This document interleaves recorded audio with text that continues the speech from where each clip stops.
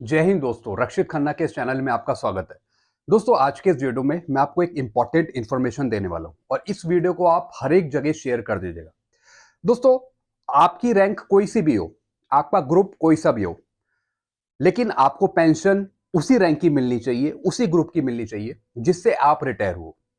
दोस्तों, चाहे बैंक हो, चाहे सीपीपीसी हो, चाहे स्पर्श हो, चाहे पीसीडी हो, यानी कोई भी पेंशन डिसबर्सिंग एजेंसी हो जो आपको पेंशन दे रही हो, अगर दोस्तों वो आपको वाई ग्रुप की जगह अगर आपको वो एक्स ग्रुप की पेंशन दे दे, आपको सिपाही रैंक की पेंशन ना मिले, आपको किसी नायक की पेंशन मिल जाए, या सूबेदार की आपको पेंशन मिलनी थी, आपको मिल गई नायब सूबेदार की, या आपको ऑनरी कैप्टन की मिलनी चाहिए थी पेंशन, आपको मिल गई सूबेदार रैंक की। तो दोस्तों, इस तरीके की जो पेंशन में गड़बड़ियां हैं, ये पेंशन डिसबर्सिंग एजेंसी करती रहती है। और दोस्तों, इनके हाथों से बहुत से पेंशनर्स को फाइनेंशियल लॉस भी होता है। तो अब इसे सुधारा कैसे जाए, सबसे इंपॉर्टेंट क्वेश्चन ये है। दोस्तों, आज के वीडियो में मैं आपको कुछ इंपॉर्टेंट पॉइंट समझाने जा रहा हूं जिसकी वजह से भविष्य में, फ्यूचर में, या फिर अभी आपको कोई फाइनेंशियल लॉस ना हो किसी पेंशन सेंसिंग अथॉरिटी के द्वारा, यानी जो भी आपको पेंशन दे रहा है उसके हाथों कोई नुकसान ना हो आपकी पेंशन पे। दोस्तों, एक हादसा हुआ है किसी पेंशनर के साथ, यानी उनको पेंशन मिलनी चाहिए थी वाई ग्रुप की और दे दी पेंशन एक्स ग्रुप की। तो दोस्तों, बाद में 9 साल बाद ये पता लगा कि इस तरीके से ये गलती चल रही है पेंशनर्स की पेंशन में। तो दोस्तों, फिर पेंशन डिसबर्सिंग एजेंसी ने एक रिकवरी बांधी, और कितने की रिकवरी बांधी? वो बनी 4,78,246 रुपए की। दोस्तों, रूल के अकॉर्डिंग जो रूल कहता है वो कहता है कि अगर पेंशनर्स में से कोई भी रिकवरी करनी है पेंशन की, तो दोस्तों सरकार कर सकती है। कोई भी पेंशन सेंशनिंग अथॉरिटी या फिर पीडीए जो भी पेंशन बांट रहा हो, चाहे बैंक हो, सीपीपीसी हो, स्पर्श हो, वो आपकी रिकवरी कर सकता है। भले ही 9 साल लग गए हो, 10 साल लग गए हो, 11 साल लग गए हो, 12 साल लग गए हो। अब इस रिकवरी से बचा कैसे जा सके? दोस्तों, सबसे पहले आपको अपनी पेंशन जानने का हक है कि जो आपको पेंशन मिल रही है वो आप ही की रैंक की मिल रही है, आप ही के ग्रुप की मिल रही है, आप ही की क्वालिफाइंग सर्विस की मिल रही है। तो आप सबसे पहले अपनी पेंशन चेक कर लीजिए कि जो आपको इतनी सालों से मिल रही है पेंशन, वो आप ही के ग्रुप की मिल रही है कि नहीं मिल रही है, कहीं दूसरे ग्रुप की तो नहीं मिल रही है। आपको वाई ग्रुप की मिलनी चाहिए थी, कहीं आपको एक्स ग्रुप की तो नहीं मिल रही है। आपको सिपाही रैंक की मिलनी चाहिए थी, कहीं आपको नायक रैंक की तो नहीं मिल रही है, या फिर आपको सूबेदार मेजर की मिलनी चाहिए थी, कहीं आपको सूबेदार की तो नहीं मिल रही है। क्योंकि दोस्तों, आए दिन पेंशनों के साथ ये घटनाएं होती रहती है। तो दोस्तों, अगर एक बार रिकवरी बंद गई तो फिर वो आपको देनी पड़ती है। रूल ऐसा है कि 1/3 या 1/4 इस तरीके की रिकवरी बांध सकता है कोई भी पीडीए, कोई भी बैंक या फिर स्पर्श। अब दोस्तों, इन्होंने रिकवरी बांधी एक पेंशनर की 4,78,246।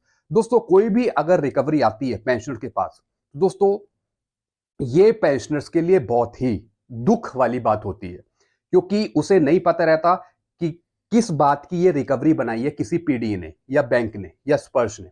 क्योंकि दोस्तों, पेंशनर तो अपनी पेंशन लेता रहता है, लेकिन आए दिन कोई ना कोई पीडीए गलती करता रहता है आपकी पेंशन से रिलेटेड। तो किसी दिन या फिर 9 साल बाद, 10 साल बाद, 6 साल बाद आपको पता लगता है कि मेरे को तो वाई ग्रुप की मिलनी चाहिए थी पेंशन और मेरे को एक्स ग्रुप की मिल रही है। तो दोस्तों, सबसे पहले आप अपनी पेंशन जान लीजिए कि आपको उसी रैंक की मिल रही है, नहीं मिल रही है। आप अभी से, अगर आपने नहीं देखा कि मेरे को पेंशन किस रैंक की मिल रही है, अगर ठीक मिल रही है पेंशन तो कोई दिक्कत नहीं है, लेकिन एक बार आप जांच लीजिए, चेक कर लीजिए। दोस्तों, जिस दिन आप रिटायर हुए या फिर जिस टाइम आप डिस्चार्ज हुए, तो आपको उसी रैंक की, उसी ग्रुप की, उसी क्वालिफाइंग सर्विस की पेंशन मिलनी चाहिए। तो आप तुरंत चेक कर लीजिए कि आपकी बेसिक पेंशन आपको उसी रैंक की मिल रही है, नहीं मिल रही है। तो दोस्तों, अब जो ये रिकवरी है, ये पेंशनर्स को देनी पड़ेगी, क्योंकि दोस्तों रूल में है कि अगर गलती से एक्सेस पेमेंट हो जाता है पेंशनर के पास, भले ही वो 2 लाख का हो, 3 लाख का हो, 4 लाख का हो, 6 लाख का हो, तो वो पेंशनर्स को चुकाना पड़ता है, भले ही वो किस्त में चुकाए। यानी एक महीने में, दूसरे महीने में, तीसरे महीने में वो किस्त बांध देता है, इंस्टॉलमेंट बांध देता है बैंक कि आपकी पेंशन में से इतना काटा जाएगा। तो दोस्तों, ये जो गड़बड़ी होती है पीडीए के द्वारा, पीडीए के द्वारा दोस्तों ये गलती होती है, चाहे बैंक हो गया, सीपीपीसी हो गया, या फिर स्पर्श हो गया, या पीसीडी हो गया। आपने देखा ही होगा आए दिन कितनी गलती होती है पेंशन पे। तो आप अपनी सबसे पहले पेंशन चेक कर लीजिए, आपको उसी रैंक की, उसी क्वालिफाइंग सर्विस की, उसी ग्रुप की पेंशन मिलनी चाहिए। सबसे पहले आप अपनी पेंशन चेक करें, अगर ठीक मिल रही है तो कोई दिक्कत नहीं है। तो दोस्तों 1/3 या फिर 1/4 ये अधिकार है सरकार को कि अगर एक्सेस पेमेंट होता है तो वो आपको चुकाना पड़ेगा। दोस्तों एक रूल है जिसमें फैमिली पेंशनर्स की रिकवरी नहीं हो सकती। हाँ, अगर कोई फैमिली पेंशन चल रही है, अगर उसको ज्यादा एक्सेस पेमेंट हो गया है तो फैमिली पेंशनर से रिकवर हो सकता है। लेकिन मान लीजिए अगर किसी पेंशनर की रिकवरी चल रही है और सडनली पेंशनर की डेथ हो जाती है, तो दोस्तों वो जो रिकवरी है वो फैमिली पेंशनर पे थोपी नहीं जा सकती। इस बेस पे वो कोर्ट केस कर सकती है फैमिली पेंशनर कि इसमें मेरी क्या गलती है। तो दोस्तों इसमें फैमिली पेंशनर की कोई गलती नहीं होती। तो जो कोर्ट है वो भी फैमिली पेंशनर के हक में फैसला दे देता है कि जब तक पेंशनर जिंदा था, जब तक हमने रिकवरी करी बैंकों ने या फिर इस पर्सन ने, बाकी अब पेंशनर की डेथ हो गई है तो अब फैमिली पेंशन में से रिकवरी ना करी जाए। लेकिन दोस्तों जहां तक पेंशनर जिंदा है और उसकी रिकवरी होती है तो दोस्तों ये गवर्नमेंट को अधिकार है। दोस्तों जब आप स्पर्श पे लॉगिन करते होंगे तो वहां पे एक अंडरटेकिंग लिखी आती होगी कि एक्सेस पेमेंट अगर आपको हो जाता है तो आपको उसका भुगतान करना होगा, भले ही वो कितने साल का भी हो। तो दोस्तों एक ये पेंशनर्स के लिए बहुत दुखी खबर है, दुख की खबर है एक पेंशनर्स के लिए कि उसको इतने लाख की रिकवरी देनी पड़ेगी। तो दोस्तों इसका सबसे बड़ा कारण है पीडीए या फिर बैंक या पेंशनर्स को उस चीज का पता ना होना। क्योंकि दोस्तों अगर पेंशनर्स खुद भी ये पहले ही पता लगा लेता कि मेरे को तो वाई ग्रुप की मिलनी चाहिए पेंशन, मुझे एक्स ग्रुप की क्यों मिल रही है, तो दोस्तों वो पीडीए को इन्फॉर्म कर सकता था। दोस्तों कई बार पेंशनर्स क्या करते हैं, पेंशनर्स कई बार बताते भी नहीं है। दोस्तों ये एक मैं कुछ पेंशनर्स की बात कर रहा हूं। कई बार पेंशनर्स को ज्यादा पेमेंट हो जाता है और वो कई बार पीडीए को या फिर सीपीपीसी को नहीं बताते हैं। वो सोचते हैं कि आगे कभी कुछ पता लगेगा ही नहीं, वो एक्सेस पेमेंट लेते रहते हैं। तो दोस्तों ऐसा मत करिए। अगर कोई भी आपको एक्सेस पेमेंट हो गया है, गलती से आपके खाते में कोई भी पैसा आ गया हो, कितना भी, दोस्तों वो आप तुरंत इन्फॉर्म करें अपने पीडीए को, बैंक को, सीपीपीसी को, ताकि आगे आने वाले टाइम में कोई आपके साथ ऐसी दुर्घटना ना हो। आप इस लालच में मत रहिए कि मेरे खाते में तो एक्स ग्रुप की पेंशन आ रही है, ज्यादा पेंशन आ रही है, कोई नहीं, चलने देते हैं। नहीं दोस्तों, ये सरकार का पैसा है, कहीं ना कहीं वो निकाल ही लेती है आगे। तो आप सबसे पहले अपनी पेंशन चेक कर लीजिए और ये जान लीजिए कि कोई भी एक्सेस पेमेंट अगर आपके खाते में आ रहा है कहीं से, तो दोस्तों आप तुरंत इन्फॉर्म करें अपने पीडीए को, बैंक को, सीपीपीसी को, ताकि आगे आने वाले टाइम में जब कोई बैंक या सीपीपीसी ऐसा कोई लेटर ना बनाए जिससे आपकी तगड़ी रिकवरी बन जाए। हो सकता है दोस्तों पेंशनर्स ने ये अमाउंट कहीं लगा दिया हो, इन्वेस्टमेंट कर दिया हो या इससे अपने कहीं खर्चे कर दिया हो, तो वो ना दे पाए इतना अमाउंट। लेकिन इसमें दोस्तों पेंशन सेंशनिंग अथॉरिटी वो जवाब मांगती है लेटर लिख के। दोस्तों ये लेटर भेजा गया है पीसीडीए को सैंक्शन करने के लिए कि इतनी रिकवरी सैंक्शन करनी है। तो दोस्तों सीधा एसबीआई ने पीसीडीए से सैंक्शन लेने का दोस्तों ये जवाब मांगा है इस लेटर में कि हमें इतनी रिकवरी करनी है तो आप हमें सैंक्शन दीजिए, अप्रूव दीजिए। और दोस्तों ये तो गलत है ही, किसको वाई ग्रुप की पेंशन मिलनी चाहिए थी उसको एस ग्रुप की मिल रही है, वो भी 9 साल से। तो इतना एक्सेस पेमेंट जो पेंशनर के पास आ गया है वो गवर्नमेंट वो पीडीए जरूर वसूलेगी। दोस्तों इसमें प्रावधान का कोई रूल नहीं है कि पेंशनर्स मना कर दे या फिर कोर्ट केस कर दे।